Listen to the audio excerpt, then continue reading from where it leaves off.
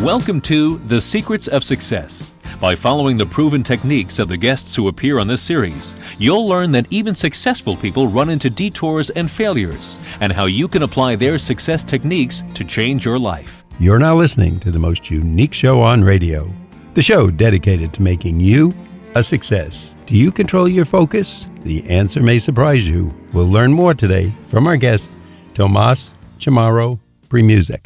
Tomas, thanks for being with us today. Thank you for having me. Tomas, as I said to you before the show, you've written a book with a nice title, I, Human, Human, but it's a very scary book. And I say that as a compliment because it certainly was a wake-up call for me.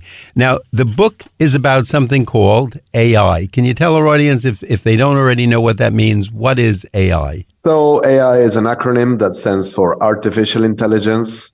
And although there's various definitions and approaches to it, in essence, what we're talking about in the book and what most people mean when they talk about AI or artificial intelligence is algorithms. Algorithms are a formula or recipe that computers follow to predict stuff and to identify patterns in the data. And mostly, when we talk about AI, we talk about something called machine learning algorithms, which are basically recipes that computers can create to train themselves to identify patterns in the data. Look, I'm going to give you a very simple example. When you use Amazon and the Amazon website recommends that you should buy this stuff or that stuff, that's because people who behave like you on that site are likely to have similar preferences. If you use Netflix or Spotify or any digital kind of vendor or platform, including Airbnb, all the recommendations that are engineered in these sites use AI. And these are, in essence, algorithms that are trying to understand how you're similar or different from others to customize products or solutions to you and nudge you into changing your behaviors and your decisions. So it's, to use the TV, which is something we all know, we all see a commercial on TV. But when I'm dealing with my cell phone or my computer, the information I'm getting is customized to me. Is that what you're telling us? Correct. In the oldest, in the television days, the ads that would be shown were the same for everybody, or they will be segmented or customized by country or location. Since the internet came about, what we have is basically not a broadcasting engine, but a narrowcasting engine, which is as personalized as it can be. So imagine that if we understand all the data that are available on you, we can target you and pinpoint you with things that might actually ignite your, consumerism. Tomas, I'm sure you know this, but it was new to me the other day. I was talking to my wife about the news feed on my phone, and I was saying some of the things, and she said, well, she didn't get that. And then it dawned on me, because I'm reading your book and preparing for the show, the news feed. Now, news we think is neutral, right? Across the board, hurricanes, crime, accidents, etc., weather. But the news feed that I get is geared to what I like, certain sports. It was characters in the news, people who would be on TV shows, etc., and other events, just as you said. And I thought news would be something completely neutral and not aimed at a certain audience, and yet even the news is. Yeah, absolutely, which is, one of the interesting sort of ethical issues with AI and social media platforms is that the algorithms are turning us into a more exaggerated versions of ourselves. If AI or algorithms know that I live in an area, or I shop in places, or I follow other people, or I use language in a certain way, or I like certain groups that make me a Republican, I will be targeted with content that makes me even more Republican. And vice versa. You might remember in 2016, where there was all the controversy on Cambridge Analytica, this company that basically used data to target people to persuade them to either vote for Brexit or not, or vote for Hillary or Trump. It was actually very clever because they managed to identify people who, according to artificial intelligence, were still swing voters. They were the undecided or indecisive voters. And why waste your time with people who are clearly on the right or on the left if there's only a small proportion of people who might be open-minded enough to be exposed to either one content or another. So technically, it was a very smart thing to do. The fact that it actually ended up swinging elections in one direction or another became very politically contested and ethically questionable. Now, isn't that interesting? Because you would think the easy thing is to say, oh, the people who put a red sign in front of their house are going to vote this way, the people who put a blue sign. But you're saying, forget them. The algorithm said, we know they're going to the left, they're going to the right. Now we just want to get the people who might not have decided yet, and they can pick those people out, and they know who they are. Correct. And the term they actually use, I'm remembering now, is the persuadables, right? Which in a way is very realistic, because why waste your advertising or marketing money on people who are unpersuadable? You know, in a way, ever since the 40s, 50s, and 60s, some of our listeners might be familiar with the Mad Men show, etc. In those times, you would drag people into a focus group, ask them what they think about A, B, C, D, and then, relate those insights to people who are busy with campaigns and spending media or advertising dollars. Now we can do it real time and much better. Unfortunately, the fact that there is only a small percentage of the population that seems to be persuadable, and everybody else, including probably you and I, are living in what we call the echo chamber, only exposed to content that matches our views, thoughts, and interests, is basically suggesting that artificial intelligence is making the whole population in the world, or most of it, less open-minded and more narrow-minded, which probably explains a lot of the polarization and the tribalism that exists, not just in terms of politics, but also identity and, religion and ideology and even sports interests. We're all becoming more radical versions of ourselves thanks to AI. Tomas, I always like to alert our audience. Number one, if you don't know this stuff, and I'm certainly not a computer expert or into all these terms, etc., but this is really fantastic and amazing what Tomas says in his book. And again, I keep kidding him that it's very scary, some of the things that might be happening to us literally every day and probably as you're listening to this show, and we don't even know it. And if nothing else, our listeners who take in what you're saying today and the information in your book, I, Human, they're going to be the most interesting person, as you must be, at any cocktail party you go to, because this is stuff that we just go, it's like driving home. You don't notice some things, and if someone says, oh, there's a cow on the road or a rocket ship or the aliens from space, they're alerting people to it, and this is what you're doing in your book. Now, did I get this quote correctly? We spend more time interacting with artificial intelligence than we do with our spouses, our friends, and our coworkers. Is that accurate? That's a quote from the book. And the main reason is that a lot of the interactions we have with our spouses, colleagues, friends, and coworkers are actually happening on WhatsApp, on Slack, on email, on Zoom, etc. And whenever we have an interaction like that, that's creating data records that fuel artificial intelligence to increase its accuracy in predicting and understanding us. So, look, I'll tell you a story. I'll tell you a couple of stories, actually. These are personal anecdotes. The book is full of data, but I think sometimes anecdotes bring things to life more. About 15, 20 years ago, I remember traveling to Korea, Seoul, a very high-tech society for work.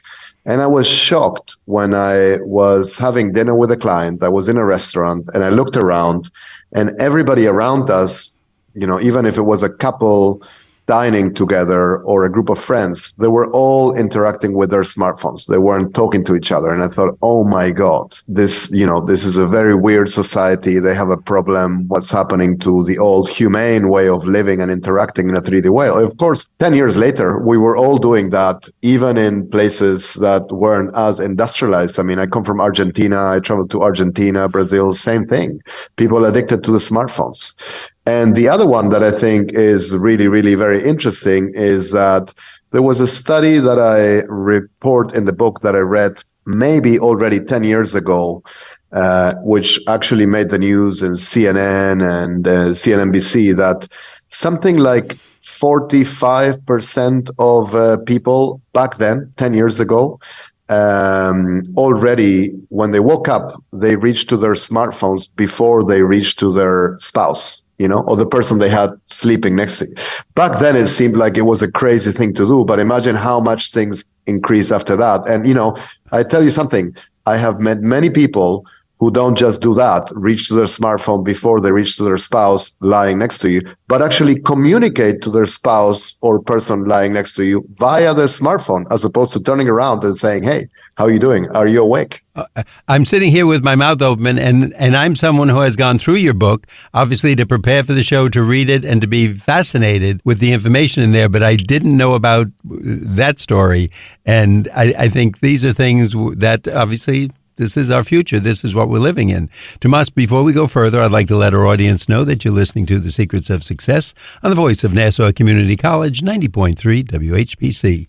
I'm your host, Bill Horan. Our guest is Tomas Chamorro-Premuzic. He is the author of I, Human, Human, just as you'd expect. Tomas, can you tell us where we can get this book and where we can learn more information? Yeah, so obviously Amazon.com, or really your nearest, closest, dearest, favorite online or offline bookstore. And if you want to go to my website, that's www.drtomas.com. There's information about it there as well. Now, it sounds like, at least I always thought, all this great information. Just imagine how good the doctors are doing and how many things have changed over the years. This must, using them as an example, must accelerate learning terrifically and making us so much smarter. And yet, as I read your book, because we're relying on this is just doing the opposite. It's diminishing our intellectual and social curiosity. Again, did I get that correct? You did, but, I do think that it's important to state and emphasize that things that are generally more nuanced and, mild, or at least ambivalent than we like to think. So, when it comes to artificial intelligence, as in many, many other hot topics, people tend to jump very quickly into the either I'm for it or against it position. And actually, even though I go to great lengths to highlight the potential risks of AI and how in this first instance, it has really, even before computers or algorithms have gotten or achieved human-like levels of intelligence, they seem to have made humans dumber in a way, because we're suffering from short attention span, impulsivity, and, we're becoming less curious and more self-centered and narcissistic as well. Actually, I am still a believer in the benefits that the combination of humans working with AI can have. So, for example, I give you an area that is very, very important and very, very close to me and to what I do. Hiring people, selecting people for jobs. There is a big movement now to try to de-bias humans and send them to unconscious bias training courses and tell them that, they might be prejudiced without knowing, and they might make decisions that are sexist or racist, etc. By definitions, humans are always going to be biased. We evolved to make very, very rapid decisions, very intuitive decisions, and to then, we're optimized to believe that what we decided was the correct thing to do, as opposed to really refuting our theories. Whereas if you actually use algorithms and AI to complement or supplement or at least verify those decisions, it's absolutely feasible to think of a world in which, computers are trained or train themselves to attend to the skills you have, the talent you have, the things you know and you can do for a certain job, career, or company, while actually ignoring whether you're old, female, of a certain ethnicity, poor, whereas humans cannot do that, right? So I think, paradoxically, despite all the risks and all the flaws that we have seen in AI, they also hold the key towards a more fair and less biased world. Well, I'm glad to hear some good things about this, because it was getting me very intimidated. Yes, let's very put it bleak. that way. Yeah. And so if I'm hearing what you're saying correctly, they can make more accurate estimates, computers can, of our personality. So maybe the person who isn't so attractive or personable, but fits into a job category well, would actually get that job then, and maybe they deserve it without the bias that I, as a human, might say the other person was an athlete or famous or had some quality that would be fun to work with, but the person who's really better would get credit for it. Exactly. That's exactly right. And by the way, something slipped in there, but I caught it, that you were talking about the computers and you said they would be trained or they would train themselves. Did I hear that correctly? Well, this is one of the fundamental attributes or characteristics of AI, because in the old days, 50s or 60s, if you were a computer programmer, you would just write code and say, if this happens, do that. And then, basically you create the recipe. Artificial intelligence is mostly just exposed to some data. And you can even refrain from giving, the code or the computer any instruction, and it would just work out by itself what the patterns are in those data and say, okay, you probably wanted me to tell you that, whenever this happens, that happens. And therefore, if you ever have some employees that do this or say that, etc., you can designate them as high potential employees, etc. It's no different really from how autonomous vehicles or self-driving cars are working. At the moment, mostly there is still a human driver behind the wheel. And what these programs do is they figure out that if the driver slows down, it's probably because there is another car in front, and they can obviously enhance this with satellite image, etc. That if they go fast, it's because there's nobody there.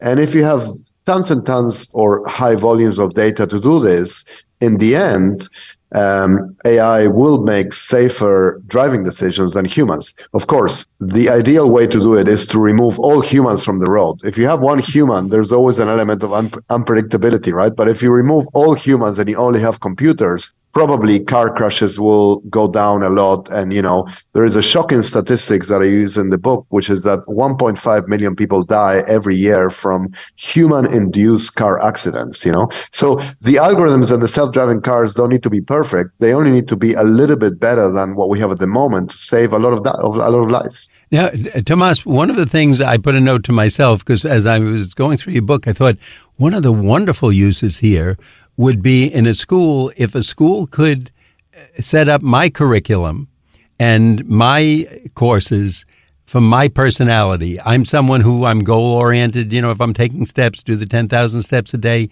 I like math, etc. But there's someone else who's into music and they're more creative than I am. Is this, or do you know of this, is this being used in any way in education? Because it would seem a wonderful tool. Yeah, it's a great question. And, not so much in the traditional schools or colleges, but yes, in some of the disruptors like Udacity or, online courses, they're highly customized. But, I love that you talked about the 10,000 steps, because that is also an example of how we can all leverage, I use the same. I have a smartphone and also a smart ring, and I'm obsessed with the analytics to the point that, I'm a soccer player.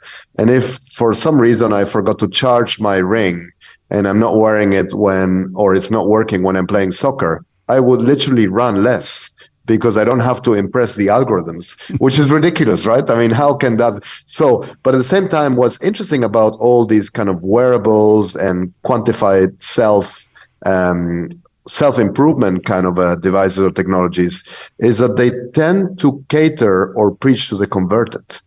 The real difficult thing to do is to get somebody who isn't results-oriented, who isn't obsessed with performance, and who isn't as ambitious or driven to actually become interesting in these technologies. And we haven't seen that, so that's another example of amplification.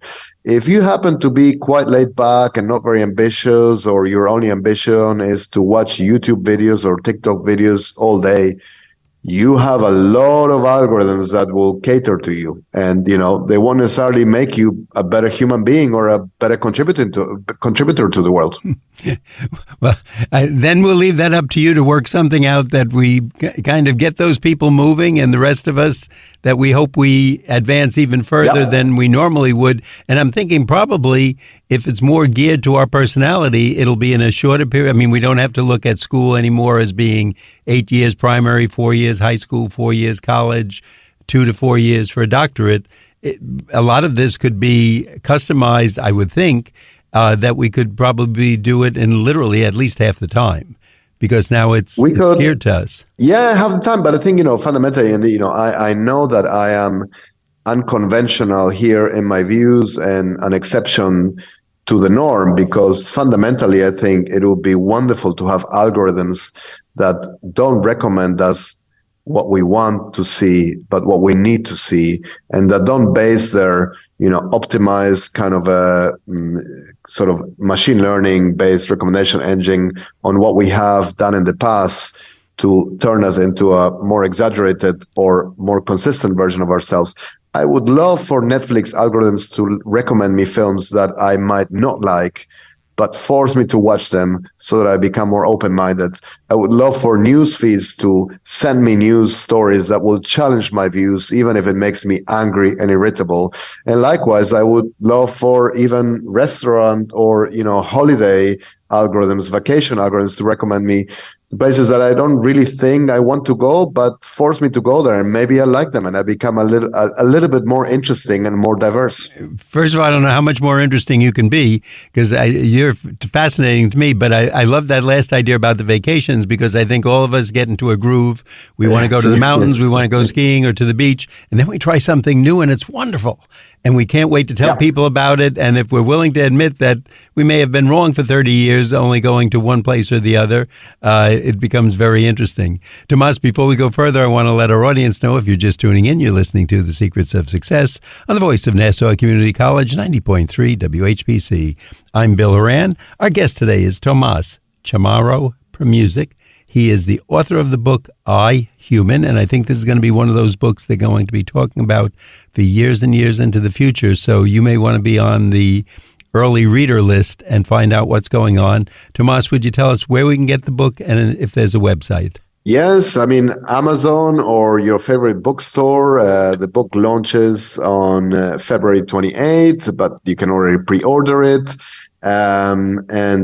Mostly everywhere. It's published by Harvard Business Review Press. So, luckily they have a very wide distribution channel. So just go on Google, Amazon, or my website, which is www.drtomas.com to find out more.